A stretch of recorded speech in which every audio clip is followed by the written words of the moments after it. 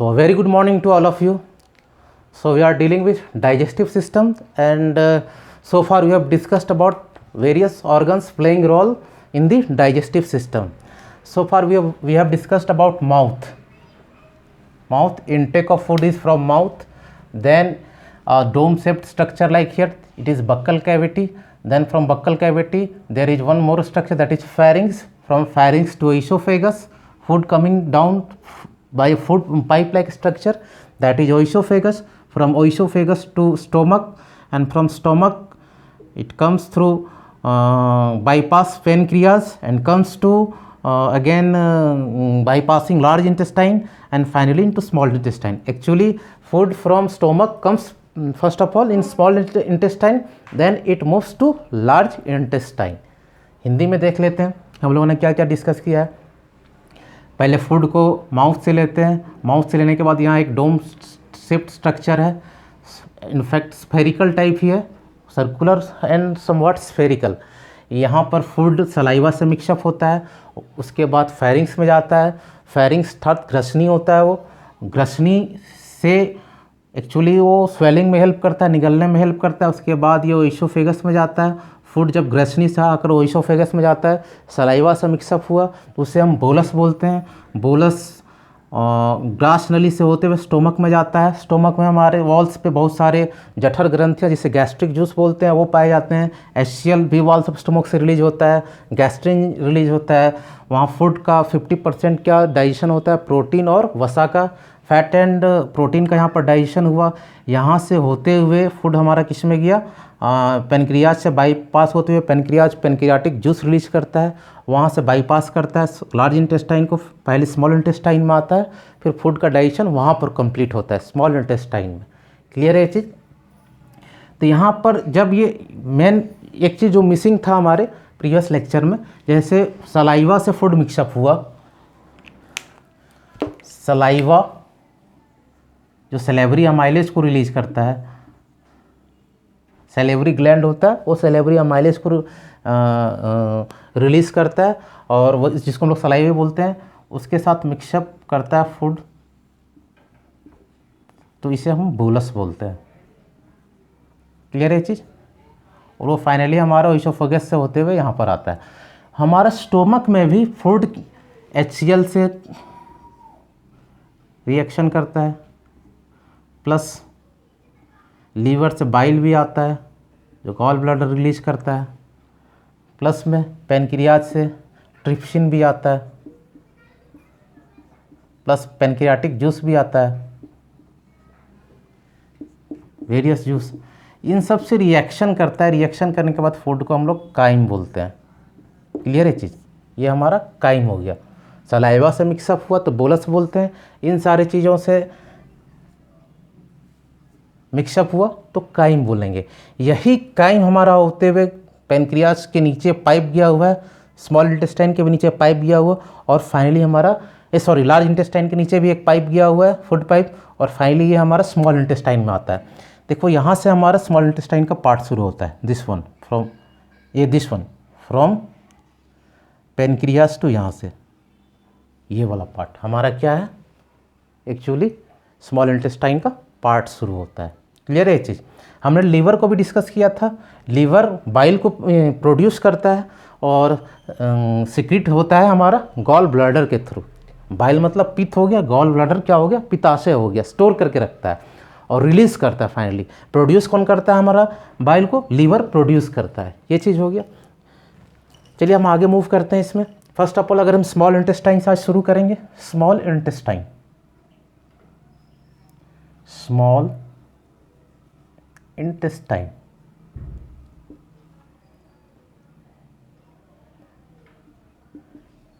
हिंदी में क्या बोलते हैं, छोटी आंत. फर्स्ट ऑफ ऑल इसकी लेंथ क्या होती है स्मॉल इंटेस्टाइन की. इसकी लेंथ होती है 6.5 मीटर्स. स्मॉल इंटेस्टाइन की लेंथ हो गई. क्लियर चीज़. स्मॉल इंटेस्टाइन को 3 पार्ट में डिवाइड किया गया. कौन कौन से 3 पार्ट हैं. पहला पार्ट है डिओडिनम,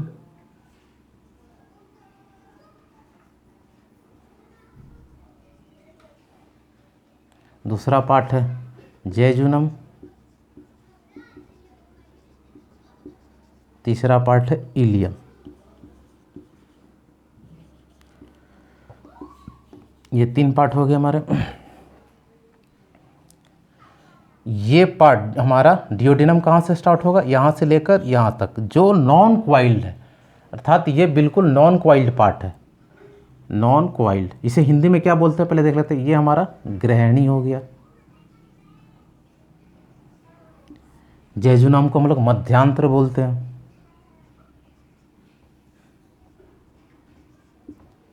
इलियम को हम लोग शेषांतर बोलते हैं। शेषांतर, क्लियर है चीज़। यहाँ पर मैं हिंदी लिख रहा हूँ। बाइल को पित्त बोलते हैं, लार, क्लियर है, ये काइम को बनाता है। क्लियर है चीज़। ग्रहणी, ग्रहणी हमारा कौन सा हो गया, जिसे हम डियोडिनम बोल रहे हैं। ये पार्ट पेनक्रियाज से नीचे आते हो, यहाँ से लेकर यहाँ तक, इसे ये बिल्कुल नॉन क्वाइल्ड होता है। नॉन क्वाइल्ड, नॉन क्वाइल्ड का मतलब क्या हुआ, अकुंडलित होता है। अकुंडलित होता है।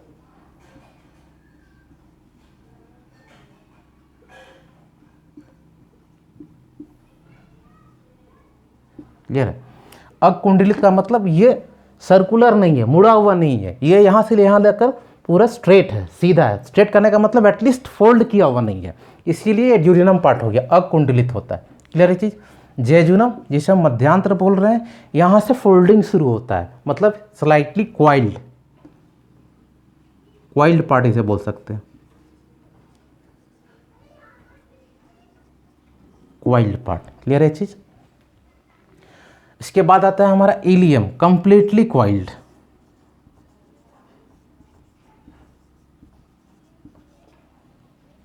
मतलब कुंडलित, हल्का कुंडलित, हल्का कुंडलित होता है।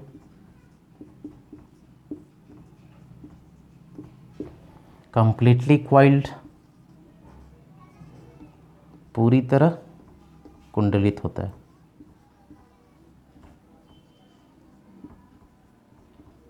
कुंडलित होता है। यहाँ तक समझ पा रहे होंगे, ठीक है। अब आगे हम देखेंगे ये कि कौन कौन से फूड पार्टिकल्स के यहाँ पर डाइजेशन होता है। हमारे माउथ में 30% ऑफ कार्बोहाइड्रेट का डाइजेशन हुआ था, बचा कितना, 70%। 70% कार्बोहाइड्रेट का डाइजेशन हमारा कहाँ होगा, स्मॉल इंटेस्टाइन में होगा।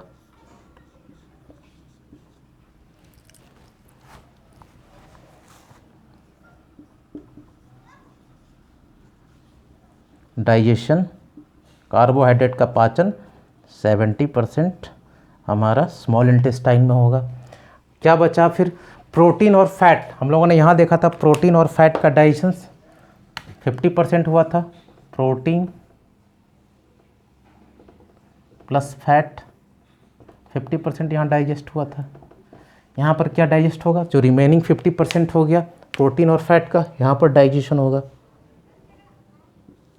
प्रोटीन प्लस में फैट, यहाँ पर 50% इसका डाइजेशन होगा। और किनका किनका डाइजेशन होगा, remaining vitamins, minerals, nucleic acid जो भी बच गए उनका सभी का digestion will be in small intestine only. कौन कौन से बच गए, मिनरल्स जिसे हम खनिज बोलते हैं, वाइटामिन्स जिसे विटामिन बोलते हैं, nucleic acid,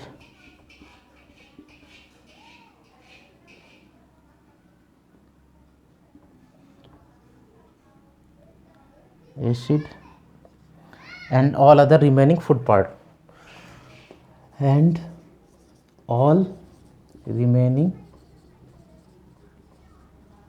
food particle.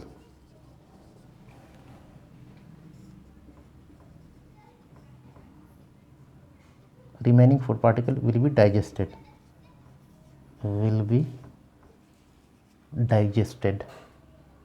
Here itself. यहाँ पर इन सारी चीज़ों मिनरल्स को हम लोग क्या बोलते हैं, खनिज बोलते हैं। इसको मैं लिख दे रहा हूँ हिंदी में,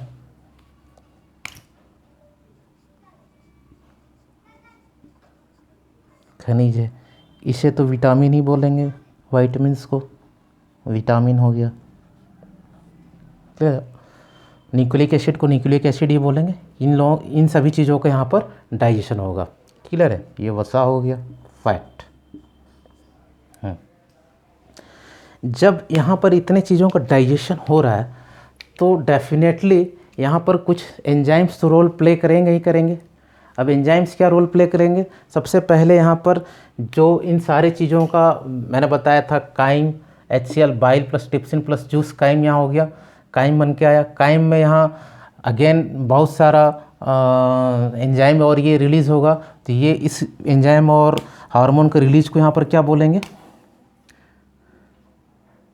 इंटेस्टिनल जूस। ये सभी मिलकर अगेन यहाँ क्या बनाएंगे, काइम प्लस एंजाइम, लिख देता हूँ मैं, इंटेस्टिनल जूस, आंत का जूस बोलेंगे इसे।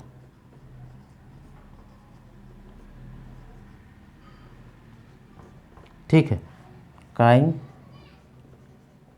Plus enzyme plus bile plus hormone. Clear है जी। और ये इंटेस्टिनल जूस क्या करेगा, ये यहाँ के वॉल्स में रहेगा ऐसे करके।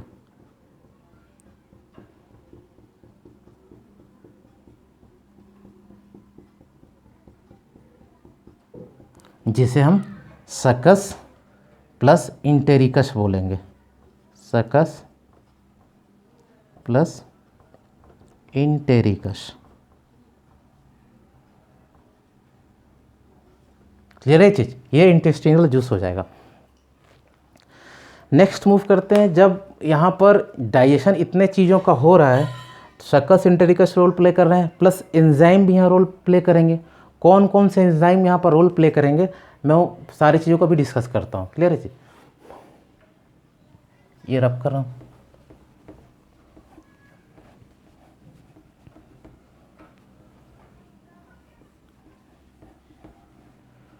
सबसे पहले आएगा इंटेस्टिनल अमाइलेज, इंटेस्टिनल अमाइलेज। ये क्या करेगा, कार्बोहाइड्रेट का डाइजेशन करेगा, कार्बोहाइड्रेट का डाइजेशन करेगा, कार्बोहाइड्रेट का पाचन करेगा। 70% जो कार्बोहाइड्रेट बच गया था उसका पाचन करेगा।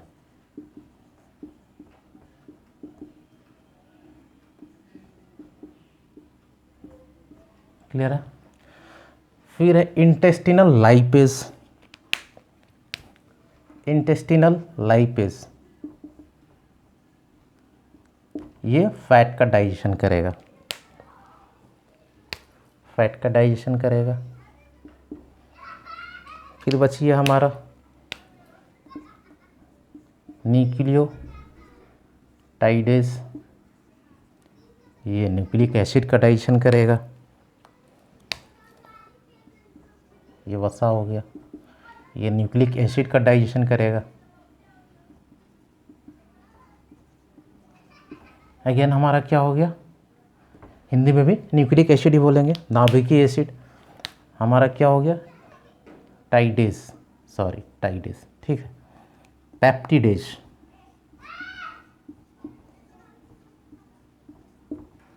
पेप्टिडेज किसका करेगा, प्रोटीन्स का।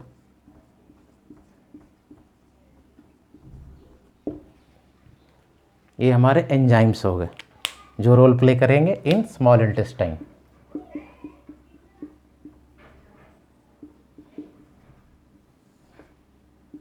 यहाँ तक क्लियर हो गया होगा। अब इसको हम आगे देखते हैं और क्या क्या कैसे डाइजेशन हो रहा है।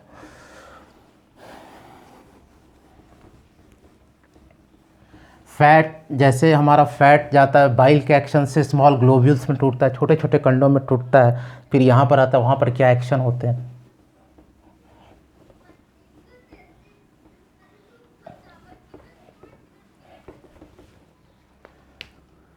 बाइल के एक्शन से,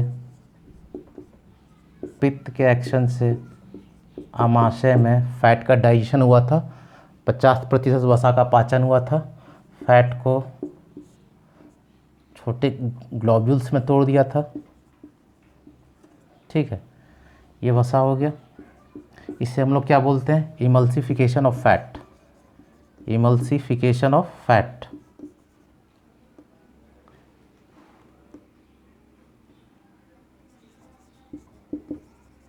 वसा का इमल्सिफिकेशन बोलते हैं। ये ग्लोब्यूल्स इतने ज़्यादा नहीं टूटे होते हैं, फिर हमारा ये स्मॉल इंटेस्टाइन में आते हैं, उसको ये कम्प्लीटली ब्रेक डाउन कर देता है और डाइजेस्ट करता है। किसके एक्शन के थ्रू?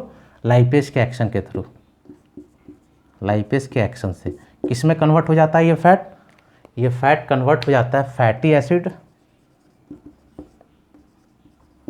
एंड ग्लिसरॉल में। ग्लिसरॉल, यहाँ तक क्लियर है? फैट हमारा फैटी एसिड और ग्लिसरॉल में कन्वर्ट हो जाता है।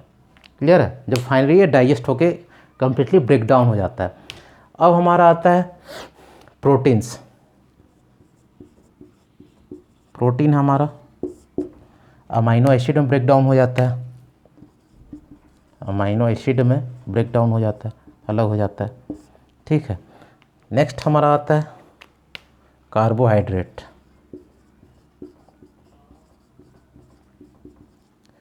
कार्बोहाइड्रेट ग्लूकोज में कन्वर्ट होता है। ग्लूकोज में कन्वर्ट होता है। क्लियर है जी? ये सारे एक्शंस हमारे स्मॉल इंटेस्टाइन में ही हो रहे हैं और इनका कन्वर्जन ऐसे हो रहा है। एग्जाम्स में कई एक बार पूछा जाता है, अगर लाइपेज का एक्शन हुआ तो हमारा फैट जो वसा है किस में ब्रेक डाउन होगा? हम क्या बोलेंगे? फैटी एसिड एंड ग्लिसरॉल में होगा। प्रोटीन जब ब्रेक डाउन होता है स्मॉल इंटेस्टाइन में, किस में ब्रेक करता है? अमाइनो एसिड में। कार्बोहाइड्रेट किस में ब्रेक करता है? तो ग्लूकोज में। स्मॉलेस्ट यूनिट है कार्बोहाइड्रेट का, ग्लूकोज। छोटे छोटे टुकड़ों में ये अलग हो जाता है। ये मेन चीज़ हुआ। अब यहाँ पर दो हार्मोन्स और एक्ट करते हैं। कौन कौन से दो हार्मोन्स हैं जो एग्जाम्स में कभी कभी पूछ लिए जाते हैं? दो हार्मोन्स और यहाँ और एक्टिव होते हैं। उन दो हार्मोन्स का नाम क्या है?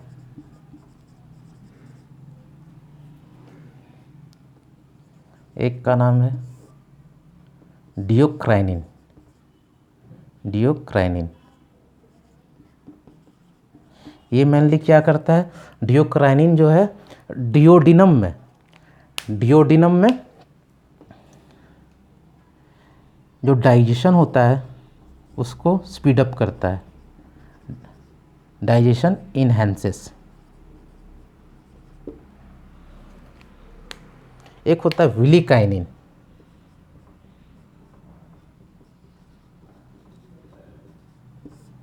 ये म्यूकस को फॉर्म करता है। म्यूकस को फॉर्म करता है। म्यूकस क्यों फॉर्म करता है? म्यूकस एक चिपचिपा सा सब्सटेंस होता है जो फूड को आगे मूव कराने में हेल्प करता है। क्लियर है? ये दो हार्मोन्स हो गए, पहला डियोक्राइनिन और एक विलिकाइनिन। डियोक्राइनिन डाइजेशन जो होता है हमारे पाचन को बढ़ाता है डियोडिनम में, और विलिकाइनिन हमारे स्मॉल इंटेस्टाइन में, छोटी आंत में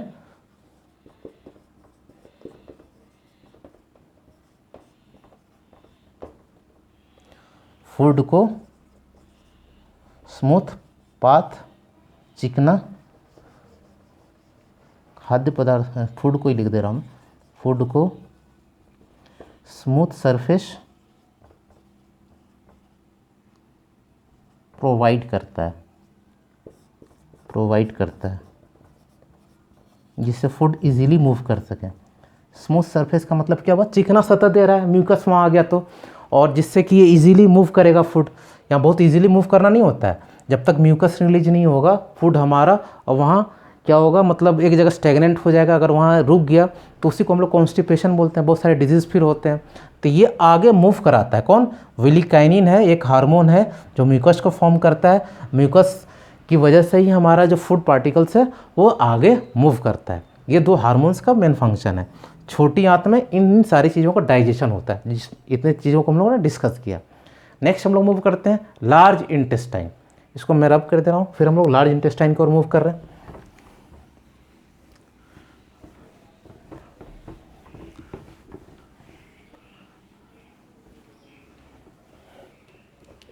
लार्ज इंटेस्टाइन हमारा ये हो गया, इसे रेट से large intestine.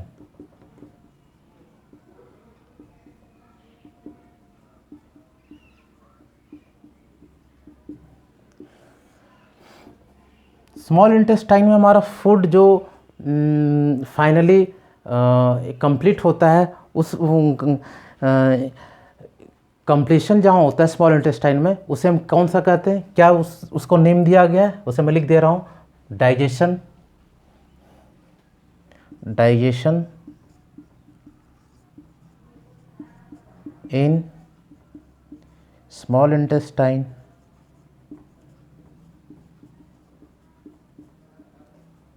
completes in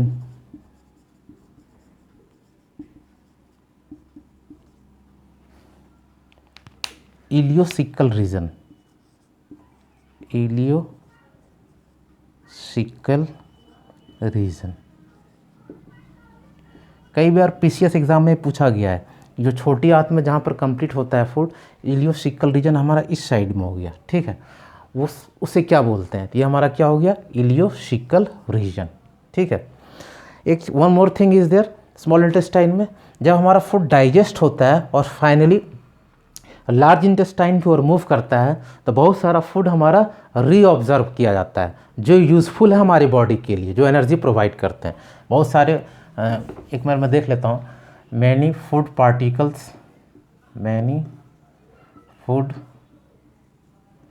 particles is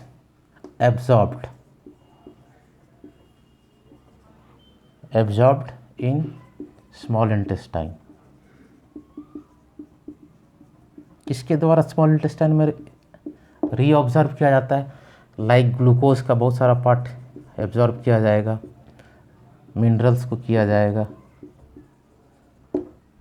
vitamins को किया जाएगा, विटामिन जिसे बोलते हैं, प्लस और यूज़फुल जो हमारी बॉडी की वो एनर्जी प्रोवाइड करते हैं, उसे हम लोग बोलते हैं विलाई, ठीक है। ये स्मॉल इंटेस्टाइन में होता है। किस में होता है स्मॉल इंटेस्टाइन में?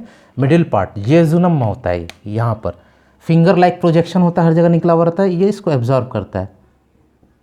यहाँ पर है अंदर में, क्लियरली विजिबल नहीं होगा, लेकिन आप समझ लेना कि फिंगर लाइक प्रोजेक्शन होता है, वो इसे एब्जॉर्ब करता है। क्लियर है? जेजुनम। इसे हम लोग हिंदी में क्या बोलते हैं? चूषक। इम्पॉर्टेंट फूड पार्टिकल्स जो हमें हमारी बॉडी के लिए इम्पॉर्टेंट है, उन्हें एनर्जी प्रोवाइड करेंगे, उसे रीऑब्जॉर्ब कर लेता है। फिंगर लाइक प्रोजेक्शन होता है, उंगली की तरह लगा हुआ होता है एब्जॉर्ब करने के लिए, उसे हम विलाई बोलते हैं। स्मॉल इंटेस्टाइन का पार्ट है। मैं इसे इसलिए डिस्कस कर रहा हूँ, एग्जाम में कई एक बार पूछा जा चुका है, चाहे वो पीसीएस हो, इनफैक्ट ये यूपीएससी में पूछा जा चुका है। यूपीएससी 2011 के मेंस का क्वेश्चन है, सॉरी प्रीलिम्स में क्वेश्चन था कि स्मॉल इंटेस्टाइन में हमारा फूड किसके थ्रू एब्जॉर्ब किया जाता है, तो वहाँ ऑप्शन में ये दिया हुआ था विली। स्मॉल इंटेस्टाइन में नहीं दिया हुआ था स्मॉल इंटेस्टाइन का, वो अलग अलग नेम दिया हुआ था, विली था, ड्यूडेनम था, जियोजेनम था, कोलन था, रेक्टम, इस टाइप का दिया हुआ था। तो ये विली में रीअब्जॉर्ब किया जाता है। क्लियर है चीज़? तो ये मैं स्मॉल इंटेस्टाइन के इंपॉर्टेंट, मैं वही सब चीज़ों को ज़्यादा स्ट्रेस देकर बोलता हूँ जो एग्जाम्स में पूछे गए और जहाँ से क्वेश्चन इन जनरल पूछे जाएंगे। आई एम श्योर कभी जब भी डाइजेस्टिव सिस्टम में एग्जाम क्वेश्चन पूछा जाएगा, एक भी क्वेश्चन मिस नहीं करेगा। I am 100% assuring you. अगला मूव करते हैं लार्ज इंटेस्टाइन। लार्ज इंटेस्टाइन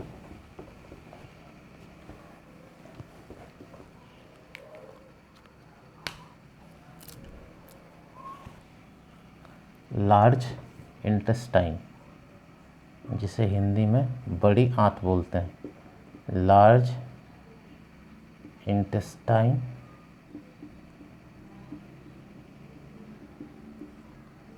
बड़ी आंत।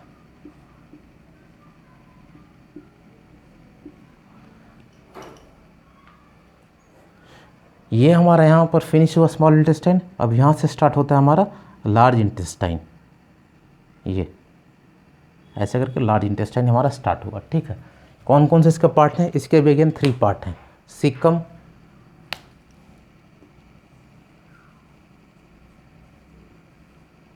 कोलन और रेक्टम। हम लोग कोशिश करेंगे इसको हिंदी इंग्लिश में करने का, क्योंकि हिंदी में इसका जो मीनिंग है बहुत कॉम्प्लिकेटेड है, जो इंग्लिश में ही बेटर रहेगा ये ज़्यादा, इसलिए मैं इंग्लिश में बता रहा हूँ। सिकम है, कोलन है और रेक्टम है, ठीक है। Caecum is descending ascending part, ascending part को हम लोग सिकम बोलते हैं, क्लियर है। आरोही भाग, ये हमारा क्या हो गया, सिक्कम हो गया, ठीक है। यहाँ से फूड ऐसे मूव करेगा, ऊपर चढ़ेगा तो आरोही भाग इसे बोलेंगे। यहाँ से आया, ये हमारा फूड यहाँ से असेंडिंग होते हुए इस पार्ट में जाएगा, इसको आरोही पार्ट बोलेंगे। कोलोन ये हमारा ट्रांसवर्स पार्ट, ट्रांसवर्स पार्ट, इसे क्या बोलेंगे, अनुप्रस्थ भाग।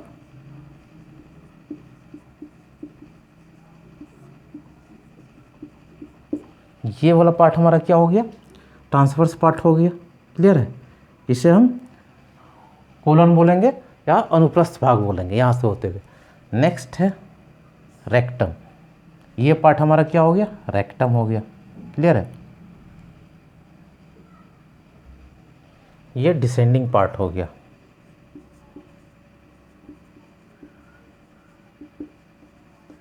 डिसेंडिंग पार्ट मतलब अवरोही भाग, अवरोही भाग। वन सेकेंड,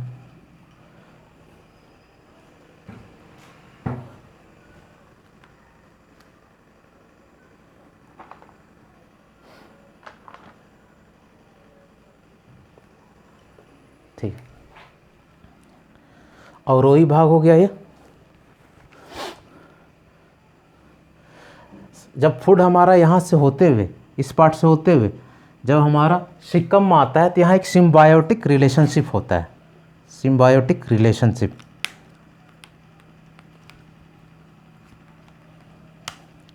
सिम्बायोटिक रिलेशनशिप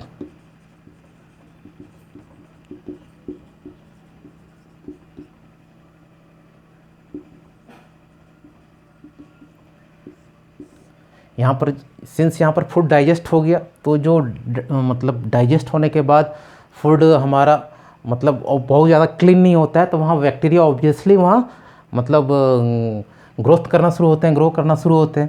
तो यहाँ बैक्टीरिया प्लस जो फूड डाइजेस्ट हो रहा है या फिर डाइजेस्ट नहीं हुआ, एक सिम्बायोटिक रिलेशनशिप होता है। बैक्टीरिया इसके साथ रिएक्शन और एक्शन करता है और अगेन फूड को धीरे धीरे और हमारा फीकल मैटर में कन्वर्ट करता है। किसमें, फीकल मैटर।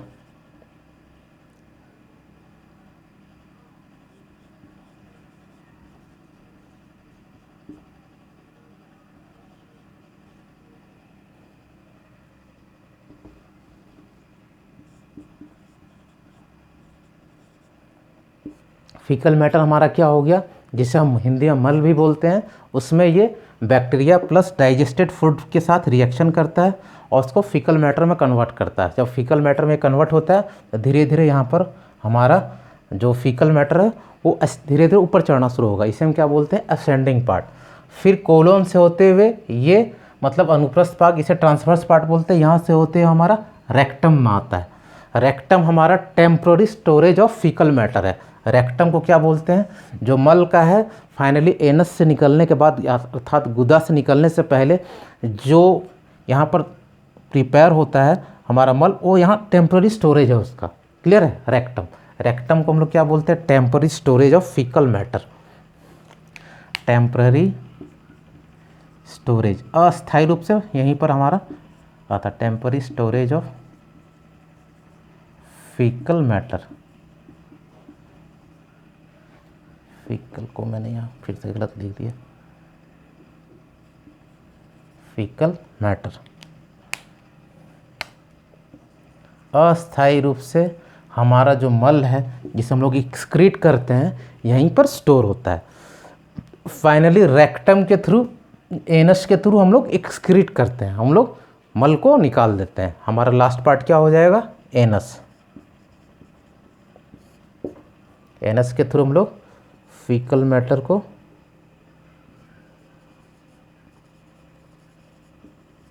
इज एक्सक्रीटेड, निकाल देते हैं। एक बार फिर से देख लेते हैं। ये हमारा क्या हो गया, सीकम हो गया, यहाँ से हम लोग चढ़ते हैं, मल हमारा ये चढ़ता है, यहाँ हमारा ट्रांसफ़र पार्ट क्या हो गया,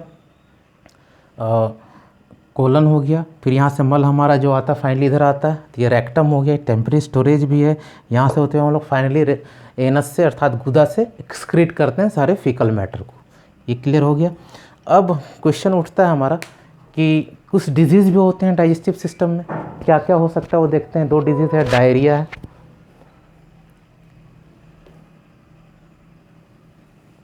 ऑलमोस्ट हमारा ये डाइजेस्टिव सिस्टम ओवर हो चुका है। कुछ इंपॉर्टेंट क्वेश्चन जो कभी कभी एग्जाम्स में पूछे जाते हैं उसको हम लोग देख लेते हैं। टर्म्स हैं जो, एक होता है हमारा endoscopy, endoscopy, endoscopy,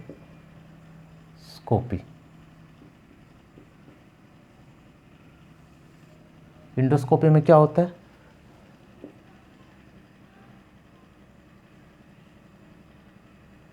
checking of stomach via camera, camera के थ्रू स्टोमक को उसके पूरे मतलब इमेज को लिया जाता है। मुंह से हम एक पाइप लेते हैं, यहाँ से एक जो इंडोस्कोपी में होता है माउथ के थ्रू एक पाइप जाता है, मैं दिखा देता हूँ कैसे जाता है। यहाँ से पाइप होते हुए जाएगा और फाइनली यहाँ पर एक कैमरा लगा होता है, और पूरे स्टोमक में अगर कोई डिसऑर्डर है, स्टोमक में कुछ डिजीज़ है, जैसे पूरे स्टोमक का जैसे कुछ अल्सर भी कभी हो जाता है, कभी वहाँ कुछ हो गया, प्रॉब्लम आ गया, तो पूरे इमेज को लिया जाता है। इस इमेज को क्या बोलते हैं हम लोग, इसको कैमरा के थ्रू लिया जाता है, कैमरा में फिट होता है, जो पाइप लगा होता है उसे हम लोग इंडोस्कोपी बोलते हैं। अगला है हमारा कोलोनोस्कोपी, कोलोनोस्कोपी,